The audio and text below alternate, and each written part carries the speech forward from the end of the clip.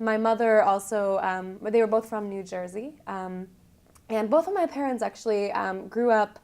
in households that had really rejected Judaism very specifically, very precisely. So in my father's family, they really wanted their kids to be very American, kind of all American boys. They named their sons Murray and Wayne, the most American names they could think of, and to the parents' dismay, my uncle changed his name to Micha legally, and my dad changed his name to Zev, and they both really embraced Jewishness as part of their kind of core values. And my mother, it wasn't quite as explicit a rejection, but they certainly were not very invested in Jewishness. So my mother grew up very jealous of her best friend, whose house she would go to for Shabbat, that they did all of these things and that they had all of this knowledge that she didn't have access to.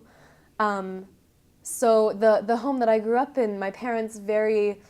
consciously decided they wanted to build a Jewish home and a Jewish life for their kids, and they wanted to build that which that they felt like they had not grown up with, that which was missing from their own childhoods. So they became kosher, they learned the laws of kashrut, and they tried to really create for us the environment that they had sort of been jealous of as children.